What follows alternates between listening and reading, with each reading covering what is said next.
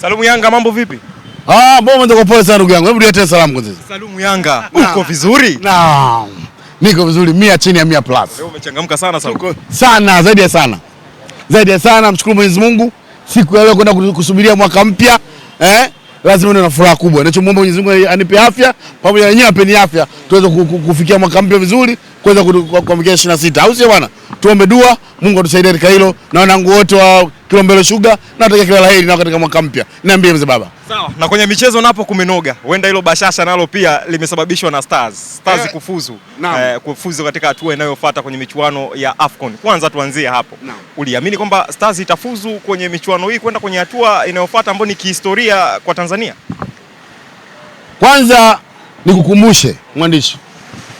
Nakumbuka nilikuwa mtu wa kwanza kukubali na kukwambia benchi la ufundi la msimu huu, uteuzi wa wachezaji wa msimu huu kwenye timu ya taifa, lakini usimamizi mzima tunaweza kufanya vizuri. Nilisema hivyo mapema na namshukuru Mwenyezi Mungu. Baada ya kumkabidhi Gamondi timu yake ya taifa, timu yetu ya taifa, wa Tanzania kuna kitu tunacheka. Kuanzia mechi ya kwanza mpaka jana mechi ya tatu jana. Tumekuwa tunavuka hatua kwa hatua, tunapata mafanikio.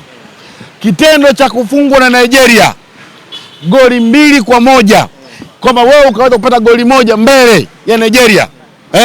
Ndugu yangu Osman Sunani kutoa kapuni bwana Baka, mpaka anatoka mchezoni haamini kama hakupata goli, sawa, na alikuwa mfukoni mwa Baka.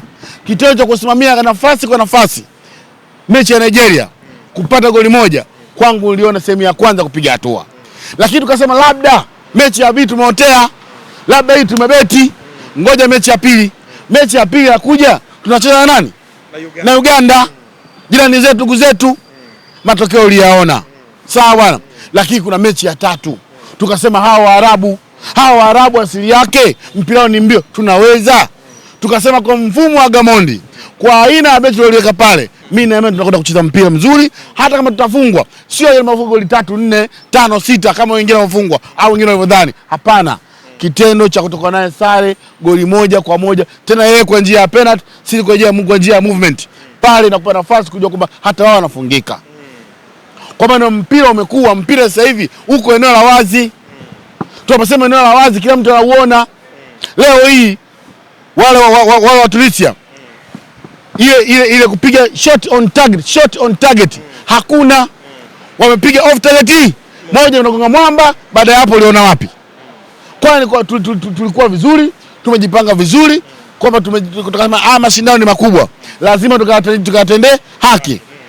Na ninaamini wachezaji wameelewa kile cha Watanzania, machozi ya Watanzania, matusi ya Tanzania waliachoka. Kwa hiyo kitendo cha kuchoka matusi yale, tunakwenda kudhihirisha mechi ya mwisho na Morocco. Baada ya kuqualify, maana historia kubwa tumeshavunja, na aliyevunja ni Gamondi. Lazima tukubali, tumpe nafasi yake, tumpe mambo yake. Makocha wengi wamekuja hapa, nafasi tukupita hizo atakuwa kuvuka. Leo tunacheza 16 bora. Lakini tukumbuke kwamba Gamondi ni kaimu kocha mkuu, yani ni kocha wa muda tu. Anapokuwepo katika benchi ndio anasimama, sifa na maua anapata leo kwenye chaki wakati huo. Huyo wa muda haja. Akifika na yeye tutampa mambo yake kama atakwalify kama alivyofanya bwana Gamondi. This time around tunakwenda na Gamondi, ndiye kocha alisimamia timu ya taifa, na ndiyo mpaka leo tunazungumza habari ya qualify. Sawa bwana. Gamondi unaona kama anapaswa tu awe kocha mkuu wa timu ya taifa. Unajua mpira ni mpepo. Mpira ni upepo. Unapoona pana mafanikio yako, basi hapo shikilia bomba. Kwa hiyo kama mimi naona Gamondi tunakuwa na timu nzuri na watu wanataka kuiona timu ina perform, wachezaji wanatembea, umeelewa? Mimi nafikiri kwa muda huu tungemwachia Gamondi kwa timu tuangalie. Kama shindano ni mafupi ndio tunakwisha. Tuangalie mpaka kimaliza Gamondi. Tuangalie statistics zake, tuangalie mwelekeo wake uko wapi. Akatusaidia. Ripoti yake itatuambia nini timu ilikuwa wapi, na sisi tutaona, kwa sababu macho yanaona mpira wetu. Gamondi tunamuona. Kwa hiyo ninaamini kabisa, kwanza furaha kubwa tulionayo kuqualify, kuvunja rekodi yetu ama kufikia rekodi ambayo kwa miaka mingi tukuja kufikia. Hilo peke yake mambo mengi kwa Gamondi, big up sana. Turudi kiwanjani ama tuzungumzie kitu ambacho kinawatatiza watu wengi na wana michezo. Licha ya Salumu kuwa tu unazungumzia michezo na shabiki wa Young Africans, kumbuke ni kocha pia. Uenda ukatuambia Tanzania amevuka kwa pointi kusaidia wana michezo wengine? Kwa sababu wenye mpira wao waliweka nafasi hii ya best loser, na ukiangalia sisi tuna magoli matatu na tunalosha magoli matatu. Kwa hiyo wengine ambao tunachona nao wametuzidi, tumewazidi manne. Kwa hiyo ukiangalia kama tuna nafasi ya kutembea, umeelewa? Kwa hiyo tumeonyesha uwezo mkubwa sana katika eneo hilo. Mimi binafsi kwa kweli sioni kama kuna cha kumpinga Gamondi. Sioni kama wale wanaibeba timu ya taifa. Naomba warudi nyumbani. Nyumbani kumeanza kunoga, nyumbani tukasaidiane napo. Tulisema dua la Tanzania walioko nyumbani ambao wakupata kwenda Morocco wawe na dua za SGR. Namshukuru Mwenyezi Mungu, dua zimetembea na sisi leo tunazungumza miongoni mwa watu ambao wamefuzu kwenda hatua inayofuata. Salum Yanga, ndio. Turudi sasa kwenye eneo la kiwanja chenyewe. Naam. Umeshuhudia mchezo wa namna gani kwenye dakika zote 90 kwa Taifa Stars? Kwanza tumeshuhudia mchezo mgumu. Tumeshuhudia mchezo wenye mipango na mikakati. Kuanzia benchi la ufundi mpaka na wachezaji wenyewe.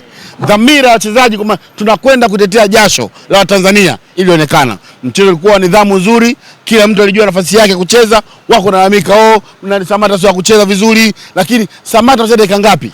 Samata anacheza dakika ngapi? Kaingia na Salum Mwalimu dakika ngapi za mwisho? Lakini ni mpango wa mwalimu. Watanzania wote wanafahamu Samata ndio icon ya TZ. Ndio icon yetu. Labda tumweke pale. Na hata wale wapinzani walijua kabisa mchezaji wao mkubwa ni Samata. Wamekaa naye, Samata anaweza kumiliki mpira, mambo yuko pale, lakini mwisho wa siku tunasifu Taifa Stars. Kwa hiyo kwa mchezaji mwenye heshima kubwa, tumeiheshimu timu, tumeheshimu mashindano na kuheshimu nchi yetu. Kwa hiyo peke yake napongeza sana benchi la ufundi pamoja na wachezaji kwa kuheshimu mchezo pamoja na viongozi wao. Fei Toto, maamuzi ya kikomavu kabisa kipindi cha pili, Tanzania akiwa nyuma kwa bao moja dhidi ya wapinzani wetu Tunisia. Ukomavu wa Fei Toto ni dhahiri ameuonyesha kwa siku ya jana kwamba kweli mimi ni mchezaji wa kimataifa. Ukiangalia movement event mpaka anakwenda kupiga Fei Toto, ndio maana huja combination ya timu nzima. Ukiangalia sana Fei Toto ni miongoni mwa wachezaji ambao wanapenda kutumia zile shuti zao. Umeelewa? Watu wa kujaribu. Na katika mpira inaruhusiwa. Ni haki ya mchezaji kujaribu. Amejaribu, ametusaidia. Tulifunga penalty, sisi tumefunga kwa dakika zetu kwa aina mchezo wetu wa movement. Umeelewa? Kwa hiyo kufunga kwa Fei Toto amedhihirisha mchezaji mkubwa, wachezaji ambao hana hofu tena. Leo wachezaji wetu hata wakiambacho na Brazil, wakiambiwa wanacheza na Manchester, hawezi kuwaoga kwa sababu ile spirit, nidhamu ya mchezo imeshaingia mwilini. Wanaweza kucheza mtu yeyote, wanaweza wakadhibiti mali na mali ikaonekana iko mwa Tanzania. Nini ambacho ungependa kuambia Watanzania wengine ambao walikuwa wana mtazamo tofauti na hiki ambacho kimetokea hivi sasa, ili tushikamane kwa pamoja kuelekea kwenye hatua inayofuata? Watanzania wale ambao walikuwa wanaona timu ya taifa haiwezi kufanya vizuri, wale walikuwa hamwamini Gamondi, ninawaambia hakuna chako kibaya siku zote.